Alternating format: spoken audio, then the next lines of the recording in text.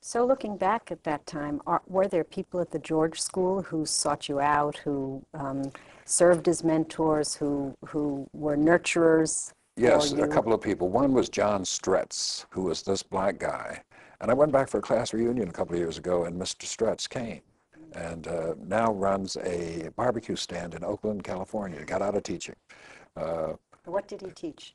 I don't know. I never had him, so I don't know what he taught. But he was a presence. And again, this little community, the teachers, some of the teachers lived in the dormitories, had apartments or suites in the dormitories, and he lived in the dormitory I lived in as a freshman. But there's one guy who had, I just thought of him, Julius Larimore, who was the Latin teacher. And I took Latin from him. He was a Georgian, and I had this idea of white Southerners. I don't want to be around this guy. But he was just warm, friendly, a bachelor who had devoted his life to this kind of teaching at this school, probably making less than he could have made in public schools, but how many public schools taught Latin?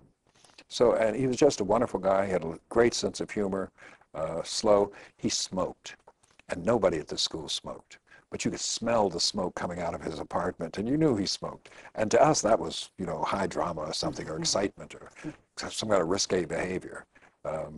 So he had a great deal of influence. But also the headmaster of the school was a man named Richard McFeely. He's paralyzed from the waist down, wore braces, big braces on his legs, and had a mechanical cart he drove around the school in.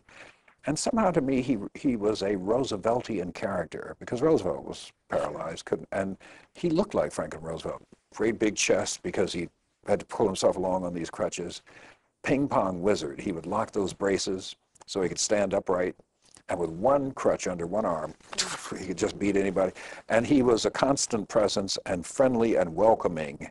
And I think not just for myself, but for other kids who were lonely and frightened and afraid, he made us all feel at home. So after an initial period of real loneliness and feeling I don't belong here, I felt at home there.